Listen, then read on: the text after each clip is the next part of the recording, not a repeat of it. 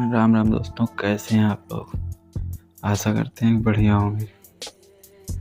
दोस्तों, वीडियो को आगे बढ़ाने से पहले आपको बता दें, नए हैं तो लाइक एंड सब्सक्राइब करिए।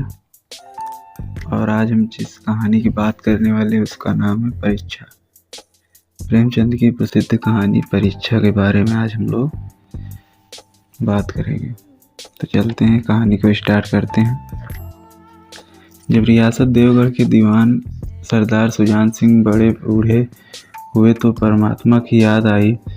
जाकर महाराज से विनय की कि दीनबंधु दास श्रीमान की सेवा 40 साल तक की। अब मेरी अवस्था भी ढल गई है, राजकाज संभालने की शक्ति नहीं रही। कहीं भूल चूक हो जाए तो बुढ़ापे में दाग लगे, सारी जिंदगी की नेक नामी मिट्टी में मिल जाए। राजा साहब अपने अनुभवशील नीति कुशल दीवान का बड़ा आदर करते थे। बहुत समझाया, लेकिन जब दीवान साहब ने न माना तो हार कर उसकी प्रार्थना स्वीकार कर ली, पर शर्त यह लगा दी कि रियासत के लिए नया दीवान आप ही खोजना होगा। दूसरे दिन देश के प्रसिद्ध पत्रों में यह विज्ञापन निकला दिया, देवगढ़ के लिए एक सुयोग्य दीवान की जरूरत है। जो सज्जन अपने को इस पद के योग्य समझे वे वर्तमान दीवान सरदार सुजान सिंह की सेवा में उपस्थित हों। यह जरूरत नहीं है कि वे ग्रेजुएट हों, मगर हष्ट-पुष्ट होना आवश्यक है। मंदाग्नि के मरीज को यहाँ तक कष्ट उठाने की जरूरत नहीं है। 1 महीने तक उम्मीदवारों के रहन सहन आचार विचार की देखभाल की जाएगी।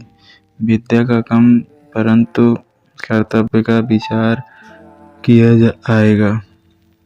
जो महाशय इस परीक्षा में पूरे उतरेंगे वे इस उच्च पद पर शोभित होंगे। इस विज्ञापन के ने सारे मुल्क में तहलका मचा दिया। ऐसा ऊंचा पद और किसी प्रकार की कैद नहीं, केवल नसीब का खेल है। सैकड़ों आदमी अपना अपना भाग्य परखने के लिए चल खड़े हुए। देवगढ़ में नए नए और रंग बिरंगे मनुष्य दिखाई देने लगे। प्रत्येक रेलगाड़ी में उम्मीदवारों का एक मेला सा उतरता। कोई पंजाब से चला आता था, कोई मद्रास से, कोई नए फैशन का प्रेमी, कोई पुरानी सादगी पर मिटा हुआ।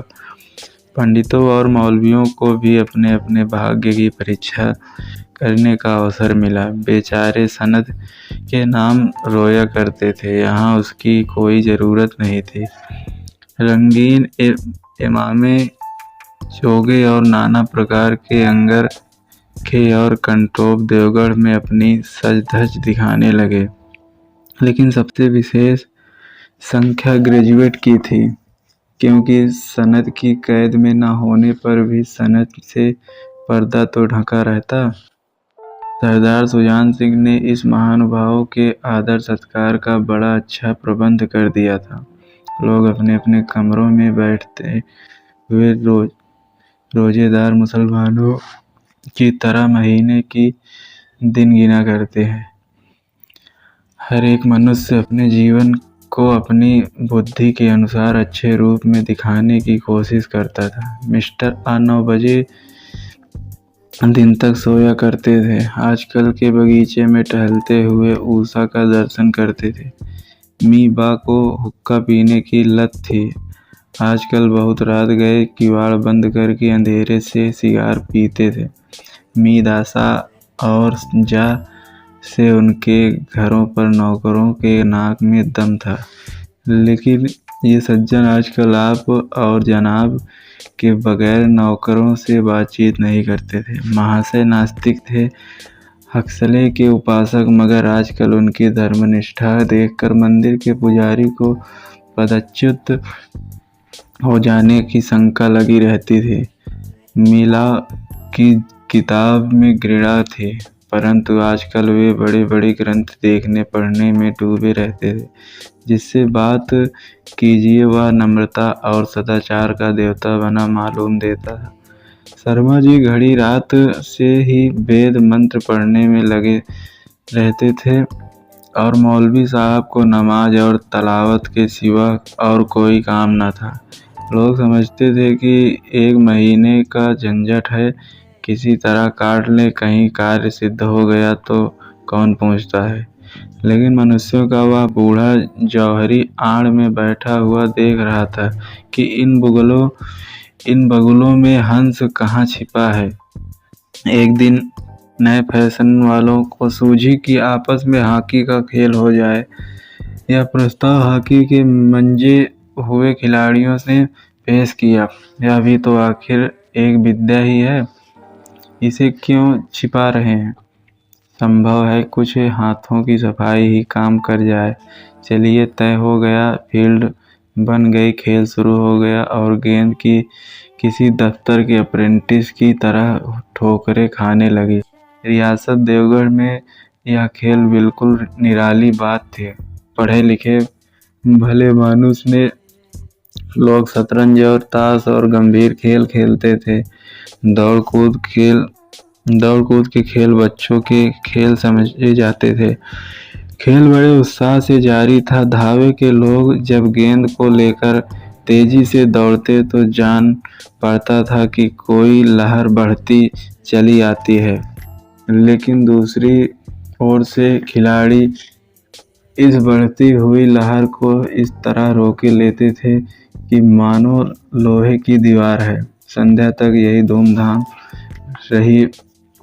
लोग पसीने से तर हो गए। खून की गर्मी आंख और चेहरे में झलक रही थी। हाँफते हाँफते बेदम हो गए, लेकिन हार जीत का निर्णय न हो सका। अंधेरा हो गया था। इस मैदान से जरा दूर हटकर एक नाला था। उस पर कोई पुल न था।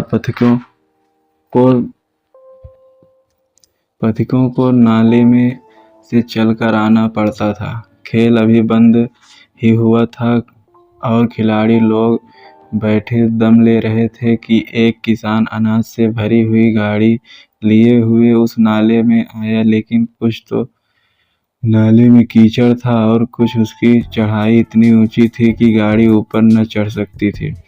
वह कभी बैलों को ललकारता, कभी पहियों को हाथ से ढकेलता, लेकिन बोझ अधिक था और बैल कमजोर। गाड़ी ऊपर को न चढ़ती और चढ़ती भी तो दूर चढ़कर फिर घिसक कर नीचे पहुंच जाती। किसान बार बार जोर लगाता और बार बार झुंझलाकर बैलों को मारता, लेकिन गाड़ी उभरने का नाम न लेती। बेचारा इधर उधर निराश होकर ताकता, मगर वहां कोई सहायक नजर न आता। गाड़ी को अकेले छोड़कर कहीं जा भी नहीं सकता। बड़ी आपत्ति में फंसा हुआ था। इसी बीच में खिलाड़ी हाथों में डंडे लिए घूमते घामते उधर से निकले। किसान ने उनकी तरफ सहमी हुई आंखों से देखा, परंतु किसी से मदद मांगने का साहस न हुआ। खिलाड़ियों ने भी उसकी ओर देखा, मगर अंध आंखें से, जिनमें सहानुभूति न थी, उनमें स्वार्थ था, मद था, मगर उदारता और वात्सल्य का नाम भी न था। लेकिन उसी समूह में एक ऐसा मनुष्य था जिसके हृदय में दया थी और साहस था। आज हॉकी खेलते हुए उसके पैरों में चोट लग गई थी। लंगड़ाता हुआ धीरे धीरे चला आता। अकस्मात उसकी नज़र गाड़ी पर पड़ी। ठिठक गया। उसने किसान की सूरत देखते ही सब बातें ज्ञात हो गई। डंडा एक किनारे रख दिया, कोट उतार डाला और किसान के पास जाकर बोला, मैं तुम्हारी गाड़ी निकाल दूंगा। किसान ने देखा, एक गठे हुए बदन का लंबा आदमी सामने खड़ा है। झुक कर बोला, हुजूर, मैं आपसे कैसे कहूँ। युवक ने कहा, मालूम होता है तुम यहाँ बड़ी देर से फंसे हो। अच्छा, तुम गाड़ी पर जाकर बैलों को साधो, मैं पहिए को ढकेलता हूँ, अभी गाड़ी ऊपर चढ़ जाती है। किसान गाड़ी पर जा बैठा। युवक ने पहिए को जोर लगाकर उकसाया। कीचड़ बहुत ज़्यादा था। वह घुटने तक जमीन में गड़ गया, लेकिन हिम्मत न हारी। उसने फिर जोर किया। उधर किसान ने बैलों को ललकारा। बैल को सहारा मिला, हिम्मत बांध गई। उन्होंने कंधे झुकाकर एक बार जोर किया तो गाड़ी नाले के ऊपर थी। किसान युवक के सामने हाथ जोड़कर खड़ा हो गया। बोला, महाराज, आपने आज मुझे उबार लिया, नहीं तो सारी रात मुझे यहाँ बैठना पड़ता। युवक ने हंसकर कहा, अब मुझे कुछ इनाम देते हो? किसान ने गंभीर भाव से कहा, नारायण चाहेंगे तो दीवानी आपकी ही होगी। युवक ने किसान की तरफ गौर से देखा। उसके मन में एक संदेह हुआ, क्या यह सुजान सिंह तो नहीं है? आवाज मिलती है, चेहरा मोहरा भी वही। किसान ने भी उसकी और तीव्र दृष्टि से देखा। शायद उसके दिल के संदेह का भांप गया। मुस्कुराकर बोला, गहरे पानी में बैठने से ही मोती मिलता है। निदान महीना पूरा हुआ, चुनाव का दिन आ पहुंचा। उम्मीदवार लोग प्रातःकाल से ही अपनी किस्मतों का फैसला सुनने के लिए उत्सुक थे। दिन काटना पहाड़ हो गया था। प्रत्येक के चेहरे पर आशा और निराशा के रंग आते थे। नहीं मालूम आज किसके नसीब जागेंगे, न जाने किस पर लक्ष्मी की कृपा दृष्टि होगी। संध्या समय राजा साहब का दरबार सजाया गया। शहर के रईस और धनाढ्य लोग, राज्य के कर्मचारी और दरबारी तथा दीवानी के उम्मीदवार का समूह सब रंग बिरंगी सज धज बनाए दरबार में आ विराजे। उम्मीदवारों के कलेजे धड़क रहे थे। अब दरबार सुजान सिंह ने खड़े होकर कहा, मेरे दीवानी के उम्मीदवार महाशयों, मैंने आप लोगों को जो कष्ट दिया उसके लिए मुझे क्षमा कीजिए। इस पद के लिए ऐसे पुरुष की आवश्यकता थी जिसके हृदय में दया हो और साथ साथ आत्मबल। हृदय वह जो उदार हो, आत्मबल वह जो आपत्ति का वीरता के साथ सामना करे।